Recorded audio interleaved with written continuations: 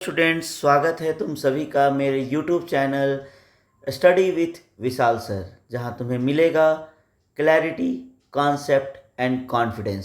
सो बच्चों, आज हम तुम्हारे लिए बहुत ही अच्छा टॉपिक लेके आए हैं फिजिक्स का, जिसका नाम है लॉज ऑफ रिफ्लेक्शन।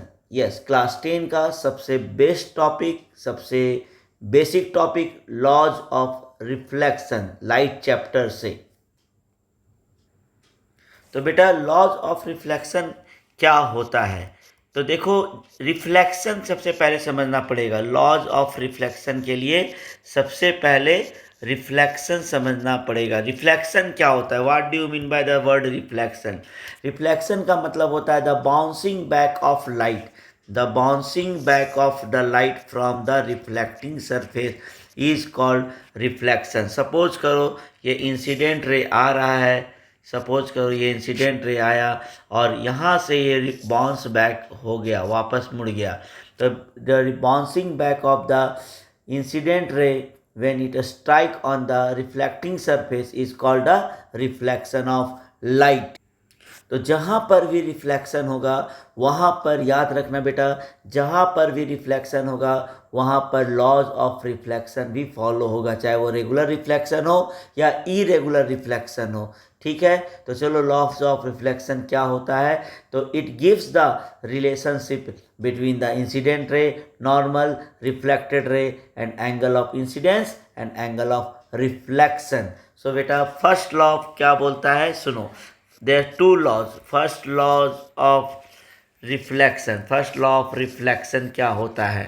देखो, फर्स्ट लॉ ऑफ रिफ्लेक्शन बोलता है incident ray, normal, normal and reflected रे all lies on the same plane, all lies on the same plane, all lies on the same plane at the point of incidence, at the point of incidence, at the point of incidence. बेटा, ये तुम्हारा first law है। बहुत को ये पता है, बहुत कोई को ये पता है बेटा कि angle I equal to angle R होता है। लॉज फर्स्ट लॉ नहीं, वो फर्स्ट लॉ नहीं होता है। फर्स्ट लॉ सिर्फ और सिर्फ this is the statement of the first law of reflection. Incident ray, normal and reflected ray all lies on the same plane. So बेटा, इसका एक डायग्राम मैं बनाना चाहूँगा। देखो, बहुत ही बेहतरीन 3 डायग्राम मैं बनाता हूँ हर बार जहाँ भी पढ़ाता हूँ। जैसे ही पढ़ाता हूँ मैं इस डायग्राम को तुम्हारे लिए, हर बच्चों के लिए मैं बनाता हूँ। तो देखो, सपोज करो ये एक रिफ्लेक्टिंग सरफेस है। ओके बेटा, अब यहाँ पर एक प्लेन ले रहा हूँ, मैं एक प्लेन ले रहा हूँ। तुम्हें लग रहा होगा ये 3 डायमेंशनल फिगर। यस, मैं इसे 3 डायमेंशनल फिगर ही बना रहा हूँ। ये this is a 3 dimensional figure.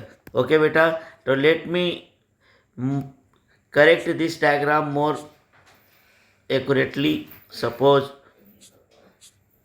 so this is the plane, this is the plane surface or reflecting surface, and this is a surface, this is a surface।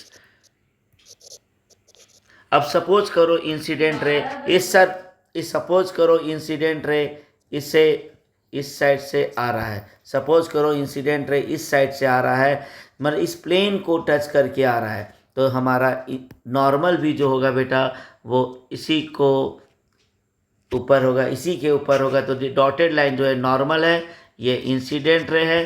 तो reflected ray भी इसी plane को touch करते हुए जाएगा, इसी same plane को reflected ray भी टच करके जाएगा। So this is the first law of reflection, that incident ray, normal, incident ray, normal, reflected ray all lies on the same plane at the point of incidence. ये point of incidence है।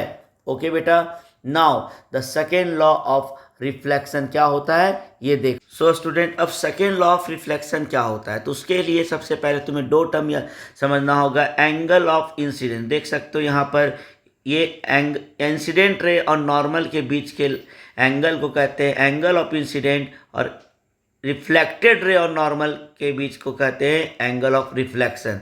तो second law state that this law states that angle I is equal to angle R, मतलब जहाँ पर भी reflection होगा बेटा, angle of incidence always equal to the angle of reflection होगा। इस बात को तुम्हें ध्यान रखना है, समझना है। तो मैं सभी बच्चों से फिर मैं रिक्वेस्ट करूंगा, अगर अभी भी तुम मेरे चैनल को सब्सक्राइब नहीं किए हो तो ज़रूर से ज़रूर करो मेरे चैनल को सब्सक्राइब, शेयर करो, कमेंट करो। इसी तरह मैं वीडियो तुम्हारे लिए लेके आते रहूँगा। Thank you so much.